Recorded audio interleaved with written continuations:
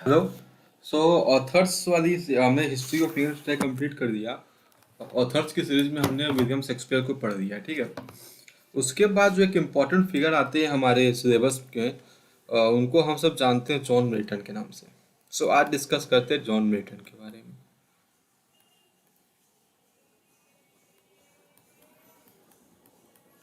John Milton. अब देखिए, बात की जाए अगर जॉन मिल्टन के बारे में, सो मैंने क्लासेस में आपको एक चीज़ बताई भी थी। 1603 से लेकर 1625, 1625 से लेकर 1649, और 1649 से लेकर 1660, ठीक है। ये गाइस 3 इयर्स है। इस वाले एज में जो सबका पहला जो एज मैंने लिखा जेकबियन एज में, इसमें मिल्टन कुछ नहीं करते, ठीक है। मिल्टन अपना स्टडी वगैरह करते हैं। क्या करते हैं मिल्टन? अपना स्टडी वगैरह करते हैं। ये सारा काम जो है मिल्टन इस काम में करते हैं। इस एज में मिल्टन जो है एक ऑथर के रूप में फेमस हुए। एक ऑथर, एक राइटर, एक पोएट के रूप में ना बेसिकली फेमस हुए। और ये वाला एज जब ये ब्लाइंड हुए, उसमें इन्होंने क्या वर्क लिखा? ये पैराडाइज लॉस्ट, पैराडाइज रीगेंट और सैमसम एगोनिस्ट, इन 3 वर्क्स के लिए जॉन मिल्टन इस एज में फेमस हुए, ठीक है। और मिल्टन का एज 1625 से लेकर 1660 तक के टाइम पीरियड को हम सब कहते हैं एज ऑफ मिल्टन। ओके, इसको ध्यान दीजिएगा। चलिए, सो जॉन मिल्टन के बारे में डिस्कस करते हैं। सबसे पहली बात, इनका जन्म कब हुआ, बर्थ के बारे में बात की जाए। और इसी के साथ मैं आपको डेथ भी लिखवा दे रहा हूँ। जन्म के बारे में बात की जाए गाइस, तो 9 दिसंबर 1608 में। और कहाँ होता है दोस्तों? इनका जन्म होता है bread street, cheap side England में इनका दोस्तों जन्म हो जाता है, ठीक है।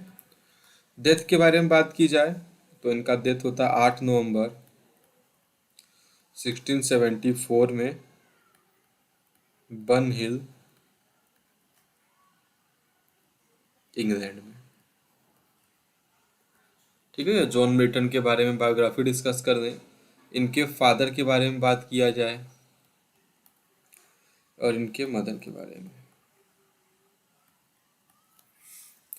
यहाँ पर बात की जाए अगर फादर के बारे में, तो इनके पिता का नाम है दोस्तों, आप सभी लोग जानते होंगे, जॉन मिल्टन। पिता का भी नाम देखो, जॉन मिल्टन का पिता का नाम भी जॉन मिल्टन ही है, ठीक है। और वो क्या थे? एक स्क्रीवनर थे,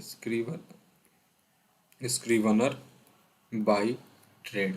स्क्रीवनर बाय ट्रेड का मतलब होता है दोस्तों एक ऐसा व्यक्ति जिसका काम क्या होता है कि चीज़ों को पढ़ना लिखना, ठीक है। पढ़ाई लिखाई वाला जो काम था वो जॉन मिल्टन का था। बेसिकली पढ़े लिखे इंसान थे। और इनकी माँ का नाम था सैरा जेफरी। ये इनकी माँ का नाम है, ठीक है। और स्पाउस के बारे में बात किया तो जॉन मिल्टन ने 3 शादियाँ की थी। स्पाउसेस के बारे में बात करें अगर हम सब, जॉन मिल्टन ने 3 शादियाँ की थी। सबसे पहली पत्नी का नाम था दोस्तों इनका मैरी पॉवेल। मैरी पॉवेल शादी इन्होंने किया 1642 में। कैथरीन वुडकॉक इनकी दूसरी पत्नी थी,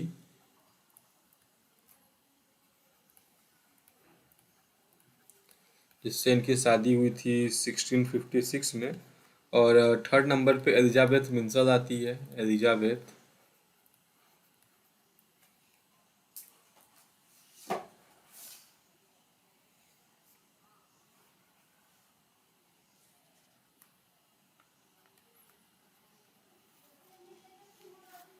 मिंसल, जिससे उन्होंने शादी की थी गाइस 1663 में। ये 3 इन्होंने बेसिकली शादियाँ की थी। ये इनके बारे में हमें पता होना चाहिए, ठीक है। अब थोड़ा इनके लाइफ के बारे में डिस्कस किया जाए। भी एजुकेशन वगैरह भी उसी के साथ साथ हमसे डिस्कस करते चलेंगे। इनको जो है दोस्तों एक चीज़ ध्यान दीजिएगा, इनको नॉन एज,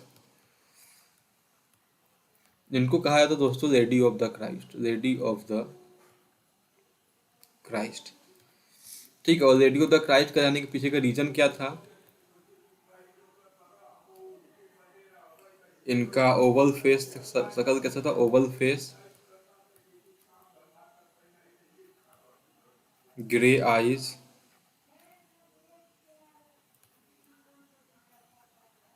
फेयर।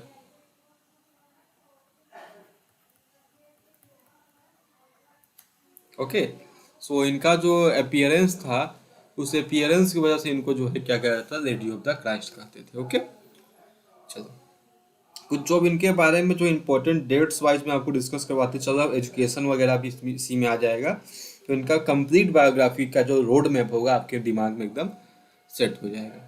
ठीक है, सो जीवन के बारे में इनकी डिस्कस किया जाए तो 1620 से हम सब डिस्कशन स्टार्ट करेंगे यहाँ पर दोस्तों। कब से? 1620 में ये जो है अपना एजुकेशन स्टार्ट करते हैं। 12 साल की उम्र में ये जाते हैं कहाँ पर?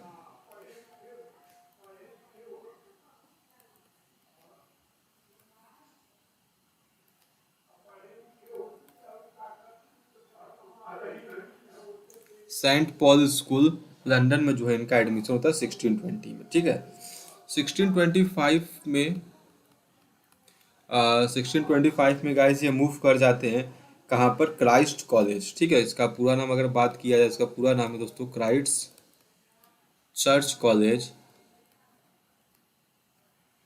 जो कि पार्ट किसका था दोस्तों? कैम्ब्रिज यूनिवर्सिटी का, पार्ट ऑफ कैम्ब्रिज यूनिवर्सिटी। ठीक है, 1625 में इन्होंने उसको मूव कर दिया वहाँ पे। उसके बाद दोस्तों यहाँ पे क्या होता है इस क्राइस्ट कॉलेज में, यहीं पे इनको लेडी ऑफ द क्राइस्ट का टाइटल दिया गया, वो हमने भी ऊपर डिस्कस कर दिया। ही got suspended from college, he got suspended from college. ठीक है, इन्हें कॉलेज सस्पेंड कर दिया गया था। क्यों सस्पेंड किया गया था इनको? He got suspended from college after an argument with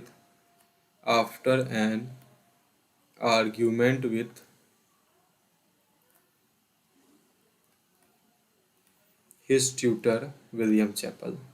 ठीक है, तो विलियम चैपल गाइस इनके जो ट्यूटर थे उसके साथ इन्होंने थोड़ा बहस कर दिया, जिस वजह से इनको जो यूनिवर्सिटी से वो कर दिया गया, सस्पेंड कर दिया गया। ठीक है, और ये जो घटना घटी थी गाइस, ये घटी थी 1626 में, इनको सस्पेंड कर दिया गया।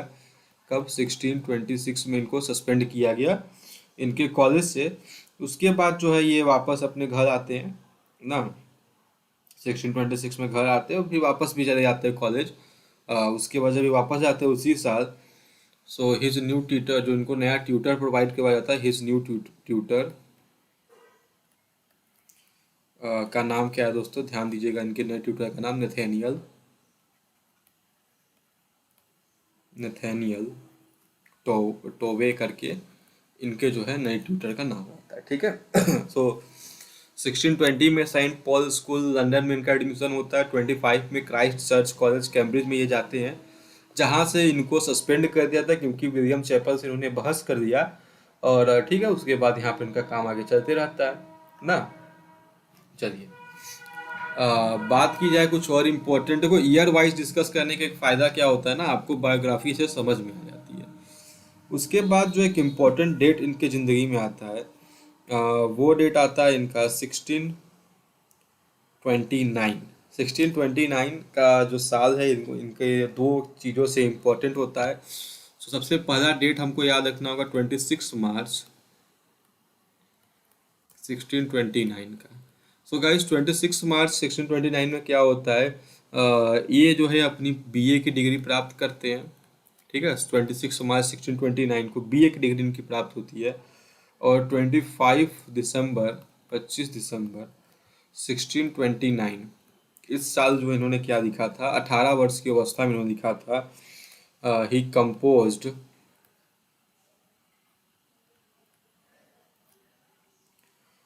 एक ओड लिखा था इन्होंने, ही कंपोज द ओड, उस ओड का नाम था on the morning of on the morning of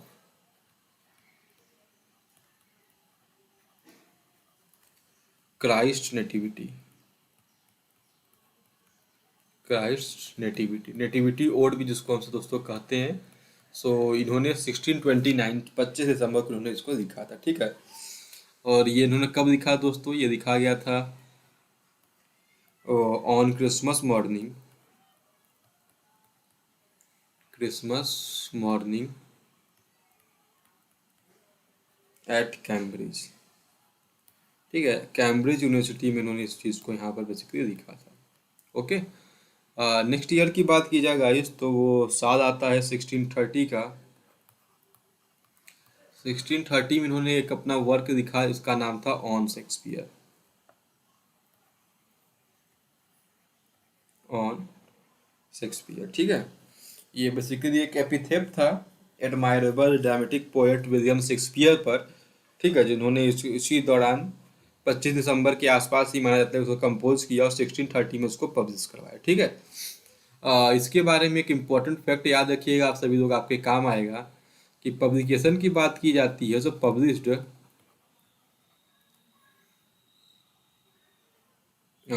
publish नहीं, यहाँ पे इसको ऐसे पब्लिश शब्द गलत होगा क्योंकि पब्लिश 1630 में उन्होंने करवाया था।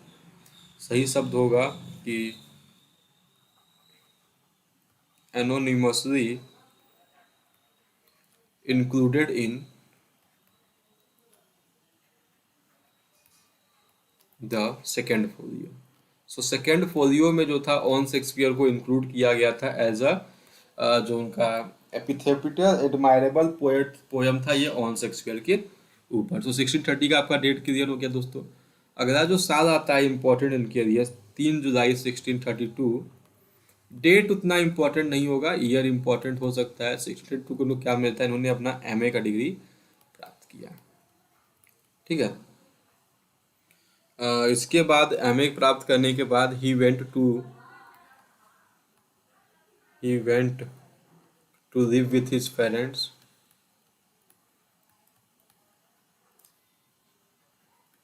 ये अपने पेरेंट्स के साथ रहने के लिए चले गए। ठीक है, कहाँ पर, हॉर्सन में। हॉर्सन में ये चले जाते रहने के। 1632 के बाद इनका जो एक इम्पोर्टेंट ईयर आता है 1632 में ही इन्होंने अपना एक मास्क लिखा था, उसका नाम है दोस्तों आर्केड्स। आर्केड्स क्या है दोस्तों, इनका जो है एक मास्क है। ठीक है। एंड आफ्टर इस साल के बाद 1634 में इन्होंने लिखा था एक और मास्क इन्होंने 1634 में लिखा था जिसका नाम है कॉमर्स। अभी इसको डिस्कस करेंगे हम सब, मास्क वगैरह जो इनका एडमायरेबल वर्क्स था उसके बारे में अच्छे से। उसके बाद 1637 का दो चीज़ आपको याद रखना है, एक अप्रैल 1637 था और एक ईयर था नवंबर 1637। इन दोनों में क्या होता है, 1637 में ही दो घटनाएं घटती हैं। तो अप्रैल के मंथ में इनकी मदर जो है सारा जेफरी डाइड हो जाती है। ठीक है, तो सारा जेफरी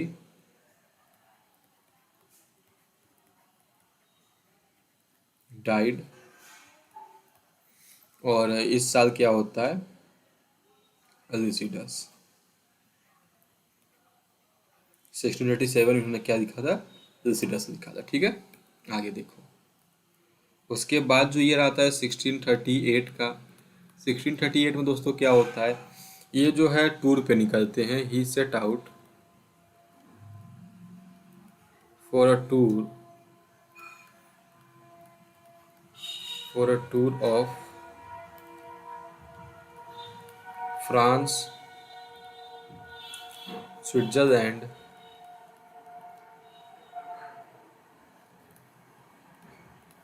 एंड इटली। ठीक है, ये इतने टूर पे निकलते हैं दोस्तों। ये तीन बेसिकली ये बहुत लंबा मतलब टूर एक पे निकलते हैं। बट होता क्या है, इनको घर वापस आना पड़ता है। He was forced to return home. He was forced to return home in July 1639।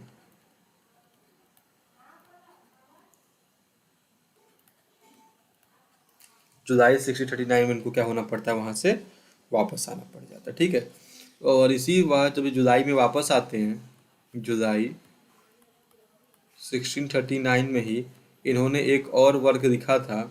एक पोयम था बेसिकली।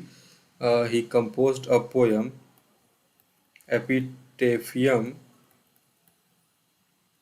डेमोनिस। ठीक है, ये इन्होंने बेसिकली एक वर्क लिखा था, एक एलजी था on death of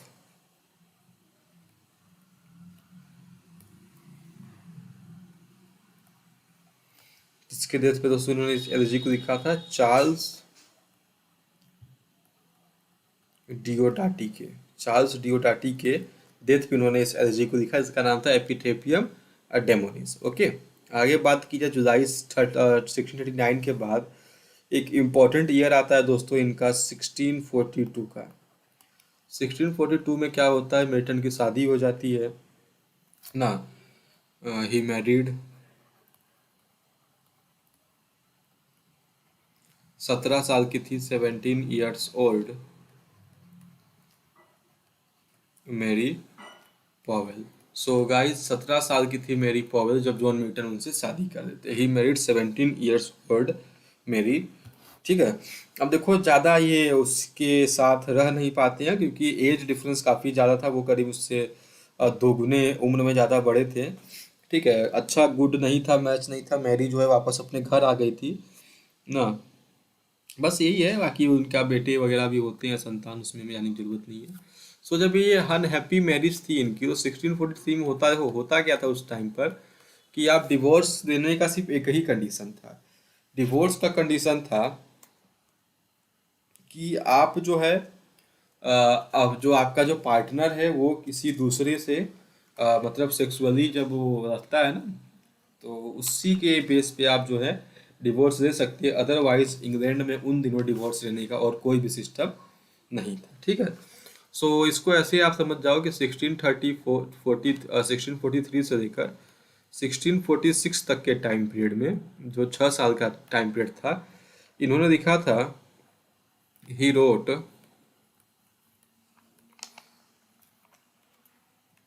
4 pamphlets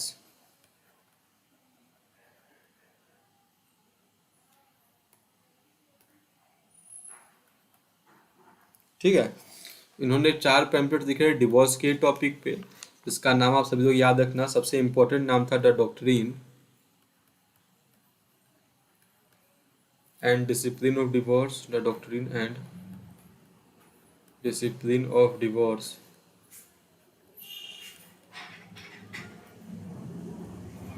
the judgment of Martin Bucer, the judgment of Martin Bucer या बसर आप कह सकते हो। नंबर 3 पे गाइज आया था टेट्रा कॉर्डोन।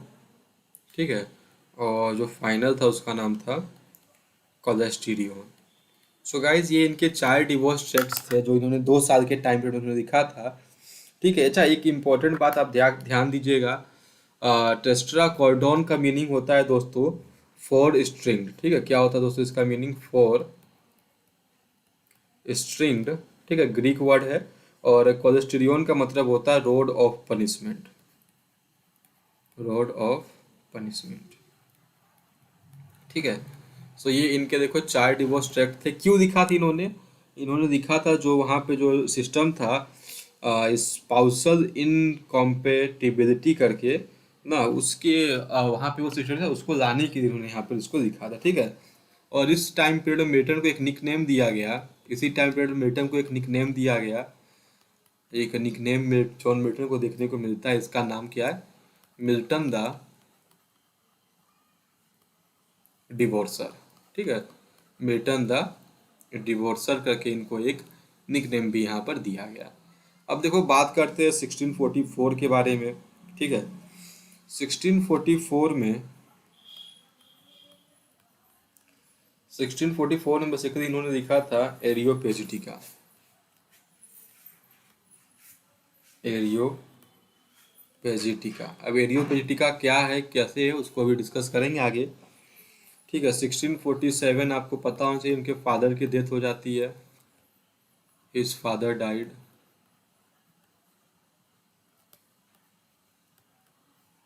ना 1649 का बात देखो, अब 1649 तो आपको एकदम मुँह ज़बानी याद होगा।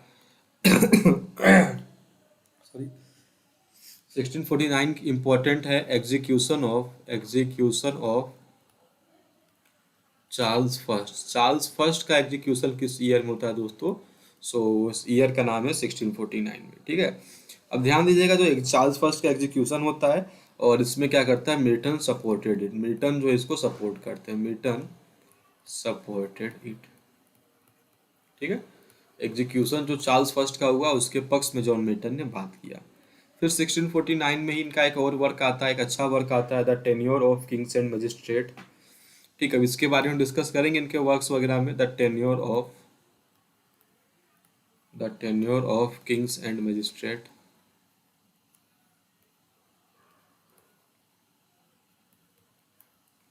मैजिस्ट्रेट्स। ठीक है, उसके बाद गाइस एक साल आता है 1652 का। 1652 में क्या होता है, 1652 में जो है इनको, यानी ये पूरी तरह से ब्लाइंड हो जाते हैं। ठीक है, ये क्या होता है, जॉन मिल्टन कंप्लीटली ब्लाइंड हो जाते हैं। और उसके पीछे का रीज़न जो था, इनका एक बीमारी था जिसका नाम हमें पता होना चाहिए, ग्लोकोमा होता है। ठीक है, ग्लोकोमा करके एक बीमारी थी, जिसने मिल्टन को 52 ईयर्स की अवस्था में ही, 52 साल में ही जॉन मिल्टन जो क्या हो चुके थे, कंप्लीट ब्लाइंड हो चुके। ठीक है, क्या हो चुके थे दोस्तों, कंप्लीट अंधे, ब्लाइंड हो चुके थे। ठीक है, 1652 में, ये बात ध्यान दीजिएगा।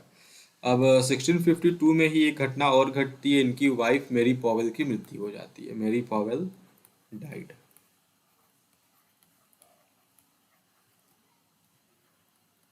ठीक है, मैरी पॉवेल जो है डाइड, मर जाती है। उसके बाद दोस्तों, मैरी पॉवेल की मृत्यु के 4 साल बाद अर्थात 1656 में ये शादी करते हैं दूसरी अपनी वाइफ से, जिसका नाम रहता है दोस्तों कैथरीन वुडकॉक। ठीक है, मैरिड, किससे शादी की दोस्तों इन्होंने, एलिजाबेथ, और एलिजाबेथ तो तीसरी है ना, कैथरीन से शादी की है इन्होंने, मैरिड टू कैथरीन वुडकॉक।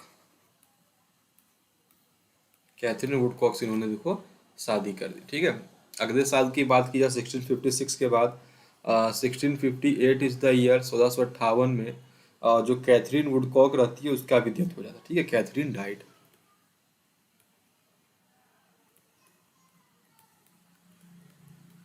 ठीक है, 1658 का ये बात है। और बात की जाए अगर 1659 में फिर एक घटना और घटती है, 1659 या कहेंगे आपको 60 का, 60 ज़्यादा यहाँ पर प्रेफर करते हैं। रेस्टोरेशन होता है चार्ल्स सेकंड का। ठीक है, restoration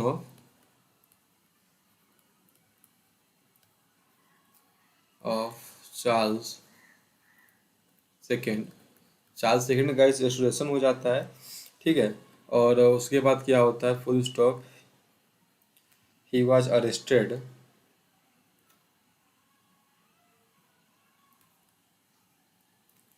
he was arrested and imprisoned for, कितने इनको जो है इम्प्रिजन फॉर अबाउट 2 मंथ, करीब 2 महीने के लिए जो इनको जेल में भी जाना पड़ता है। ठीक है, ये टाइम पीरियड बेसिकली देखा है जॉन मिल्टन के लिए सबसे बुरा टाइम पीरियड था। उसके बाद 1663 के ईयर में ये तीसरी शादी करते हैं, मैरिड शादी करते हैं ये एलिजाबेथ मिंसल से। ठीक है, मैरिज एलिजाबेथ मिंसल। ठीक है, अब देखो इसके बाद पेज चेंज करके मैं बताता हूँ आपको। इसके बाद का जो 3-4 साल करीब होता है 1663 के बाद से, जॉन मिल्टन का जो पूरा का पूरा फोकस यहाँ पर बन गया स्टडी की ओर। ठीक है, इन्होंने सबसे जो इम्पोर्टेंट वर्क यहाँ पर इन्होंने लिखा उसका नाम आता है दोस्तों पैराडाइज लॉस्ट।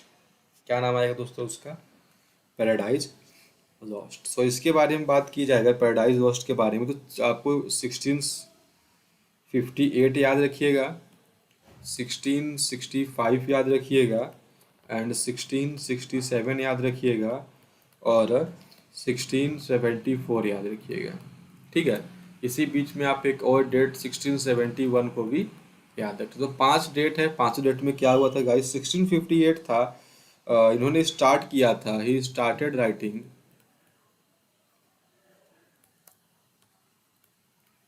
Paradise lost.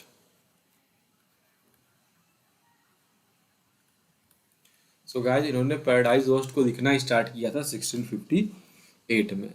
1665 में ही कंप्लीटेड, मतलब 1665 में उन्होंने गाइस पैराडाइज लोस्ट को कंप्लीट कर दिया। 1667 की बात की जाए, 1667 में क्या हुआ था, पब्लिश हो गया था पैराडाइज लोस्ट। पैराडाइज लोस्ट आपका पब्लिश किसने पब्लिश करवाया था, क्या उसमें बुक्स वगैरह थी, उसके बारे में हम अभी क्लासेस में डिस्कस करेंगे। 1674 में गाइस इनका सेकेंड एडिशन आया पैराडाइज लोस्ट का, ठीक है। और 1671 के बारे में बात किया, 1671 में इनके दो वर्क्स आए थे, पब्लिकेशन ऑफ पैराडाइज रीगेन्ड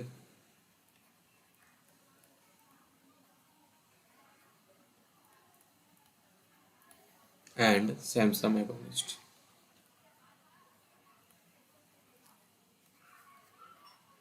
ठीक है। सो गाइज ये देखो पूरा अगर इनके लाइफ पीरियड के बारे में डिस्कस किया। अब जो इनका लास्ट टाइम पीरियड आता है दोस्तों, जीवन का अंतिम दिन जो इनका रहता है, उसका उस डेट का नाम है 8 नवंबर 1674। 8 नवंबर 1674 को क्या हो जाता है, ही डाइड ऑफ गाउट, एक बीमारी होती है, ही डाइड ऑफ गाउट, ठीक है। इनको बरी किया गया कहाँ पर, बरीड एट, इस पे ध्यान दीजिएगा, बरीड वाले क्वेश्चन पूछ सकते हैं। Buried at Saint Giles church, Saint Giles church में बेसिकली गाइस इनको बरी कर दिया गया था, ठीक है। चलिए, अब यहाँ पर बात ही तो इनके बायोग्राफी के बारे में हमने डिस्कस कर दिया, कैसे कैसे इनके जीवन में क्या क्या हुआ, ठीक है। अब इनके वर्क्स को हम डिस्कस करेंगे नेक्स्ट लेक्चर में। आप इस वीडियो को देखिए, कोई डाउट्स वगैरह हो तो इसको आराम से पूछ सकते हैं। So thank you everyone.